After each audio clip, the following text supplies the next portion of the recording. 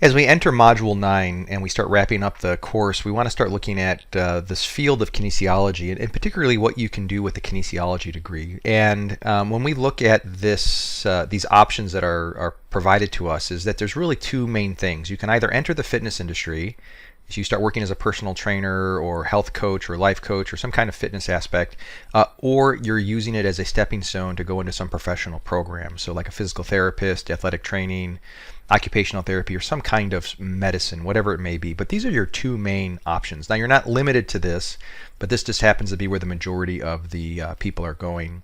When we look at the students that are coming through kinesiology programs, the largest percentage of them, about 58%, are going on to physical therapy.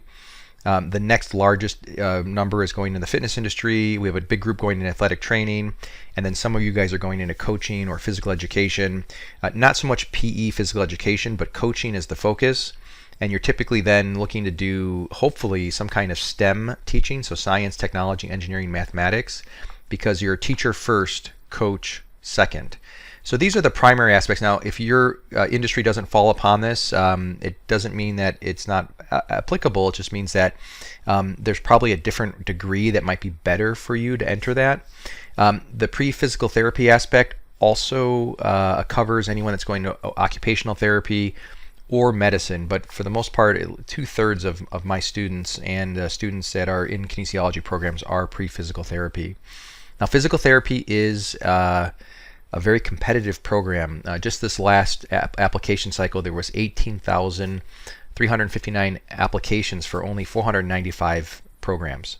245 programs. So it's 495 applicants for each program. So it's pretty competitive. And your acceptance rate for the applications that are submitted are about 10.7%. So a little higher this year. Last year was 9.1, and I think because of the decreased enrollment in the areas. But when you look at the competitiveness of PT school, you can kind of see some numbers here. You can see the mean application was 432. That's how many applicants per program. There's a total number of 17,000 applicants, so 17,834. About 9.1 applicants per available seat in the accredited PT programs.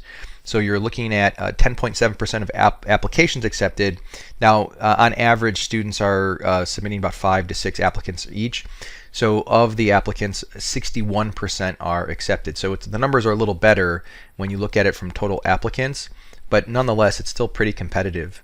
When you look at the GPAs, you can see that this is not an easy program to get into, and you can see that the blue bars, the turquoise, whatever color that is representing the people that applied, and the gray bars there are looking at the people that were actually accepted. So you can see there's a lot of people that are applying that have low GPAs, and it's not that they picked the higher GPAs, it's just that that's the competitiveness of the program. You can see that females have a higher acceptance of GPA than males, and that's because there's about 2/3 more females applying than males. So you can see it's like a 2-to-1 ratio in terms of the female. So it's a female-dominated field, and so there's going to be more women that are applying. And in order for them to keep their acceptance numbers or their demographics appropriate, it's going to be a little tougher for females to get in. And then you can see here that the math and science is still pretty competitive, a little lower. If you look back at the GPA, 3.5 for guys and 3.6 for gals, you can see that it's a little lower acceptance, but it's a competitive program. When you look at applying to PT school, the question is the kinesiology degree necessary? And even if you're not applying to PT school, if you're looking to go into the fitness industry or any of those aforementioned, is the kinesiology degree necessary? And when we look at this, like, how is it like an absolute hard requirement? I would say probably not. Is it beneficial? I would say vastly so. And my quote, what I tell students all the time, is that it's hands down the best transfer degree for the professions, particularly for physical therapy and athletic training. It's the best degree you can get for it. It's just not a very good terminal degree, meaning that if that's all you're going to do, you're going to go get a bachelor's degree and then you're going to end. I don't know if the kinesiology degree is the best degree for that, because there's not much you can do with it. It's not like you get the kinesiology degree and then lo and behold you are making buco bucks, right? Or you're going to get thrown at job offers. You are in some of the other undergraduate degrees, and there's just not many that do that anymore. I think in our changing times, education has become overvalued or undervalued and overly priced, and it just doesn't get the same bang for its buck. But when we look at the students that are applying to PT school, you can see that quite a few are coming from exercise science and kinesiology, over 50%. So over 50% of the students that are accepted into physical therapy programs do have a kinesiology and exercise science background. You can see that bio, which is a very popular degree for medical school or pre-med, that's the next biggest category, and that's just shooting over just shy of 10%. And then health science, which is also another kinesiology, like here at Harper, we have kinesiology and health education within the same department, so another 8%. So you can see by far the majority of students that are coming through that are getting accepted in the physical therapy programs do have an exercise science background. You will see that some of these colleges have like health science majors, and they have like a pre-physical therapy program. They're just not that powerful of programs, and when you look at all of the degrees there's not a lot that are really offering terminal value in terms of that if you don't get accepted into PT school, what are you going to do with that degree? But in the end, it doesn't matter what you get your degree in. As long as you hit the prerequisites that are required for the PT school, you can get a degree in basket weaving, and they don't care. And these are the classes that you need for PT school. You need anatomy and physiology. 97% of the schools require it. Bio 1 and 2, the physics, and you can see the numbers here are looking at the percentage of schools that are requiring it. And then you have some extra stuff like exercise physiology is required by 15% of the PT schools. Medical terminology, more popular at 16%, and some math requirements beyond statistics that are there. So when you look at what you're going to do in your undergrad, it doesn't matter. As long as you cover these classes here, you're going to be fine to apply to the program. And then if there are certain schools that you really want to apply to, then you knock out the exercise physiology, medical terminology, and math. But you can see that kinesiology is not not a hard requirement for PT school. Like I said, there are just some degrees that offer more bang for their buck, and these are degrees that will, when you finish, you're highly employable without having to go to grad school.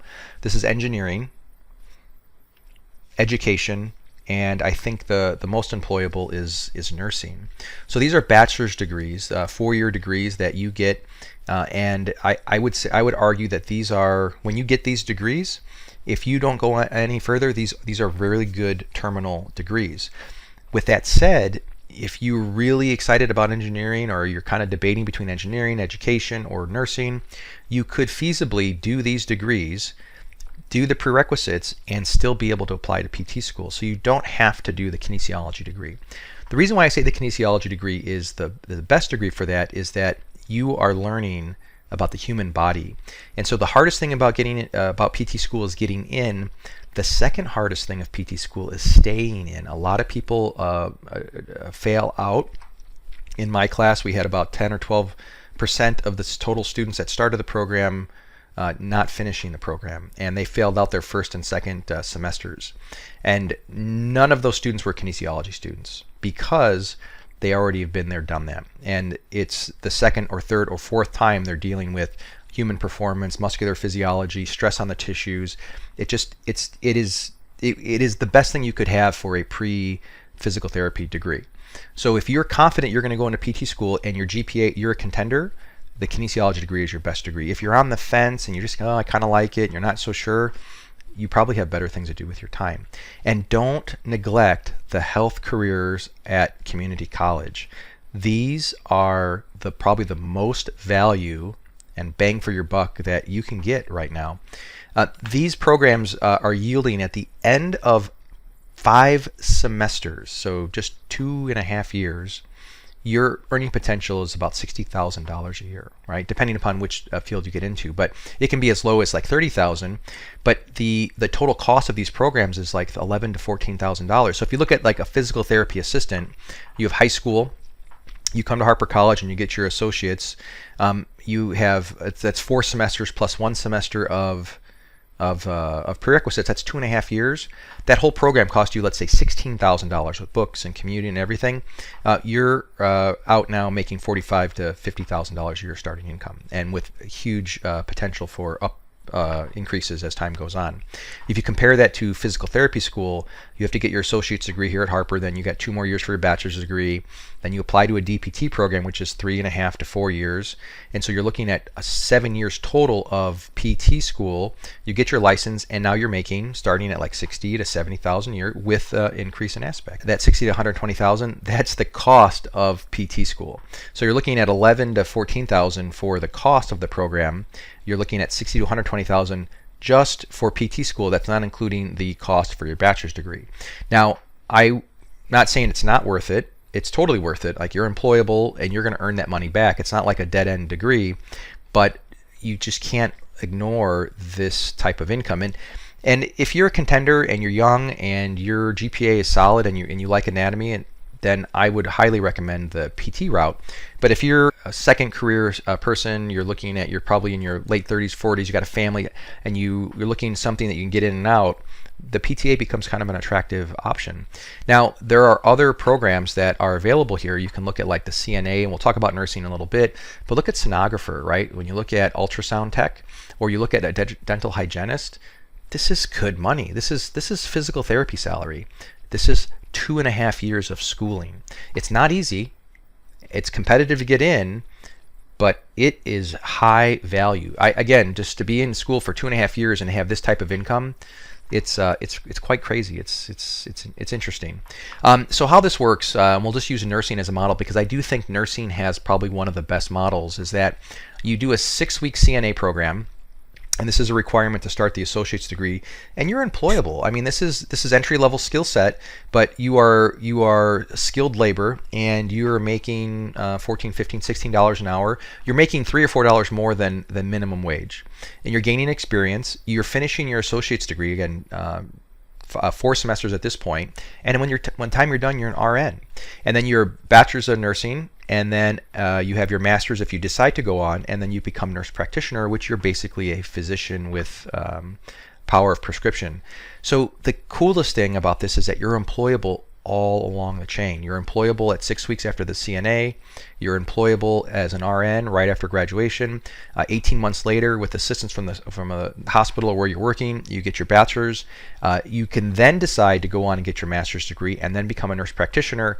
And you are making, at this point, right here, 55 to 65,000 a year. And now you're starting to talk about 6-figure income when you're there. But we're not here to talk about nursing. We're here to talk about the fitness industry. And in the fitness industry, you can make about $65,000 a year, and this is good money. This is starting salary of a PT. Now, this is the median. You're probably going to start realistically over here in the high 20s, low 30s, and then as time goes on, as you become more competent, you start to generate more of an income, and you're looking at like a 35-hour work week, about $60,000 to $70,000 a year, depending upon where you're at. In the Chicagoland area, we capture a premium for personal training. It's better to look at this from a hourly perspective. When you look at hourly, you're making about $32 an hour, because the fitness industry, from a personal training perspective, it's a lucrative full-time gig, but it is a phenomenal part-time side hustle. So whatever business you're going in, let's say you go into business, or you go into accounting, or you become a teacher, or you become an artist, it doesn't matter. As a side gig, if you have a passion or interest for fitness and the way the human body works, personal training as a side gig is a phenomenal business. It's a great side hustle. Now, this is looking at income as you as an employee. So you are working at a facility, so no overhead. You didn't have to generate most of the clients yourself. Most of the clubs, you're kind of operating as a business, but you're given a split to the club, somewhere between 50-50, 60-40, with most of that sometimes going to the club. Now, if you start operating as an independent contractor, and maybe not start that way, but you progress that way after your first year or so, or you have a little bit of a side business on your own, now you're doubling basically what you're seeing there. So now you're at the $60 to $70 to $80 to $90 an hour. And I look at where I was at before I got into PT school, I was billing out at $120 an hour for an hour of my time. So each session, and then if they bought a 3-pack, it was $100. So $300 a week for personal training, and people were willing to pay it. So what's really nice about the fitness industry is that it's an open market. It's not a regulated profession, so there's no licensing by the state. You don't need to sit for any type of, you don't have to have an exact degree or credentials. If you can be of service, if you can provide value, if you can provide an experience, you're going to have clients. No credentials are really needed. That's it. That's the honest truth about it. It's a free market, and it's a sink or swim. If you're a charlatan, if you don't follow through with what you say, you're not providing a good service. You're going to run out of clients to work with. It's going to be a lot of draining energy to try to keep a 35-hour caseload. If you're crushing it, you're doing a good job, people like you, you're having fun with it, you're gonna find clients. Now, you might not get them right away. It takes about 16 or 18 months to get to a full caseload, but it's there nonetheless. And it comes down to this: is can you generate results, right? Do you know how to operate within the body to make changes to get the goals that your clients want, and you're creating that experience? So it really comes down to these two questions. Can you provide value? Do people perceive you as value? Do you have something that they need? And can you be of service? Do you follow through? Do you create an experience for your clients? Are you a leader in the field? And if you answer yes to any of those questions, you are going to make some good money, right? Whether as a full-time aspect or as a part-time gig, there's money to be made, and all you have to do is provide value and be of service, and that comes from knowledge. And that's where the kinesiology degree becomes somewhat of a value. But when you're looking at your academic career, your vocational career, you want to look for an employable path, right? Is there light at the end of the tunnel, or in this case, is there a pot of gold at the end of the tunnel? Is it time and cost efficient, right? Is it going to take you 5 or 6 years, or you're going to be bouncing around, and what if you change your mind? Which then means that you should have some options available to you to kind of navigate that, and you should end up with some entry-level skill sets. And the formula for this is right here. And this is our program here at Harper that takes you from start to finish, from your associate's degree to your physical therapy degree, if you decide to follow through on that. We have this personal training certificate program, which can be completed in 2 semesters, so 1 year, and we kind of copied this off of the nursing aspect. This is stackable within the associate's degree, meaning that you're earning this certificate at the same time. So you don't have to take any extra time or classes. When you finish the associate's degree, you might end up with 1 or 2 credit hours more than you would have, but you have a 26 credit hour credential that you were able to double dip and earn both of those at the same time. At that point, after the associate's degree, you are employable. You're going to enter the fitness industry and start working, and for your next 2 years, as you finish your bachelor's degree, you're going to earn money, and majority of those classes, almost 100% of those classes, transfer 1-to-1 to our top schools, UIC and NIU. At that point, you can decide if you want to go on to your DPT, and because of your background in personal training, you being a provider of service, you have increased candidacy for your professional pursuit, whether it's PT or athletic training or whatnot. So you have these exits along the way where you can generate revenue. If you decide to stop your education, you don't have to go back and start anything over. And if you want to take a pause in between, you're employable at that point. So it does everything that this previous slide showed you, which was generate value in terms of providing options, time and cost efficient, an employable path, and entry-level skill set. So it was designed to be a really smooth transition from start to finish. And when you look at what you can do, or what's ahead of you, is that you have anywhere between 2 to 8 more years of school. So you have these different paths that are set up, and this one is looking at the traditional PTC to the personal training certificate to the physical therapy program, and that's about 6 or 7 years depending upon where you're at on that. And you have your 1 year here at the vocational, 2 years for your associate's degree, another 2 years, so 4 total for your bachelor's degree, and then 3 years for your PT program. And that's assuming you get in on your first try, right? Sometimes you don't get in. Remember, only 10% of the applicants are being accepted, 90% of the applicants are being rejected, and so the reality is that there's a chance that you might have to wait a year to do that. If that does happen, you're okay because you're ready to enter the fitness industry. It's fine, not a big deal, and you can work full-time as a trainer. The other thing you could do is you might do your master's degree in the interim. You can get that in 3 or 4 semesters depending upon how aggressive you are, and you don't have to pay for it because you get a teaching assistantship because you are part of the fitness industry, and now this enhances your candidacy for a PT school. If the fitness industry is really your end option, what's nice is that you don't have to finish your bachelor's degree to do that. It's actually highly encouraged to enter the industry before you finish your bachelor's degree. So you actually do your certificate, your associate's degree here, 2 years. You get your personal training aspect, get certified, then you transfer to your 4-year institution, and then you're earning and learning at the same time. And then you have other options if you decide to go to the health career aspect. You can go into the PTA program, or you can go into athletic training. So you can see that there's a route or a path that's defined for you. Our goal here at Harper College is to get you certified in the vocational trenches so you can build experience and working with people as early as possible. The sooner you do that, the faster you start to increase your confidence and your skill sets, and you go from $12 an hour to $18 an hour to $26 an hour to $45 an hour. And what all you need, and you don't even need this, but if you're going to work in a health club, is you need a certification from one of these certifying bodies. And this is the closest thing to a licensing we have in our industry, and this is usually a starting point. We affiliate with the National Strength and Conditioning Association, but all of these are good certificates. These are accredited, these aren't, but these are the 5 big players. And really comes down to cost and efficiency, but no one's not going to hire you because of not having ACE over NASM or NSCA over ACSM. You're going to get hired. Now, they might have some requirements at that particular facility that they want all their trainers to be NASM certified, but at that point they'll pay you. But as long as you have one certification, you're set. So how you get certified is you take an exam, and it's based on the content knowledge that you have. And just because you're certified doesn't mean you can provide value. It just means that you're not going to hurt anyone. You know that the industry. In order to get the results, in order to get paid, in order to be successful, you need to know how the body works, and this is where the knowledge and the education is valuable. So our personal training program basically takes all of the essentials of a kinesiology degree and distills them down to these 26 credit hours.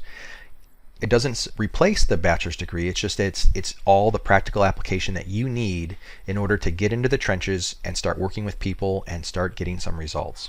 Now, when you go on to your bachelor's degree, it's going to expand your knowledge even more. You're going to become a better practitioner. You're going to understand things better. You're going to be able to read articles and filter out the crap from the stuff that works. So you're going to be a better consumer of information and a better professional in the field. But you don't need to do all that stuff to get started. So that's what this program does. And you can see that here it's listed in 2 semesters. You can see the fall semester and spring semester, and it's 26 credit hours. And like I said, these 8 classes are built into your associate's degree. Since most of our students are going to UIC, this is kind of what it looks like for UIC. You see the courses in bold. These transfer to UIC 1-to-1, meaning that these are classes you don't have to take there because you've taken them here. They're lower level courses that are there, meaning that you can take cooler classes in your 4-year program for your electives. The other thing that we do here at Harper is we have our affiliation with the NSCA, and so most certifications are going to cost you between $500 to $600. We have it built in where you get a discount, and it is part of your educational process. The textbook that we use in our curriculum is the same textbook that you use to prepare for the exam. And then the anticipation is, instead of what most students do, and they do it wrong, is they go to their bachelor's degree, go there, finish their bachelor's degree, then sit for their first certification exam, and then they try to enter the fitness industry.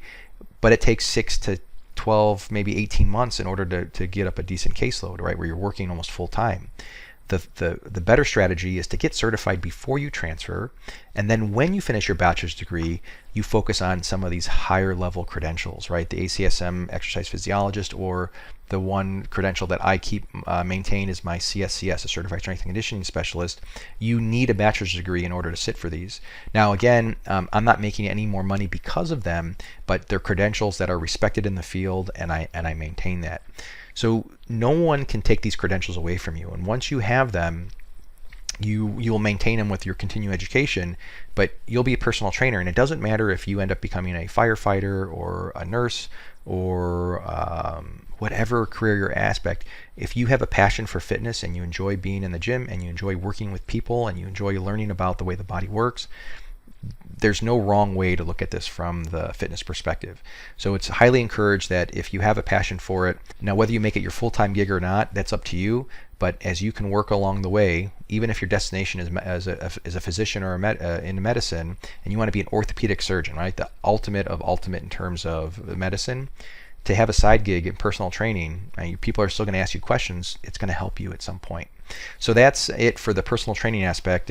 We can talk more about it in our one-on-one meetings, and I have a folder in the Module 9 aspect that looks at the documents that are there for that and some of the supporting documents for pre-professional and the other careers.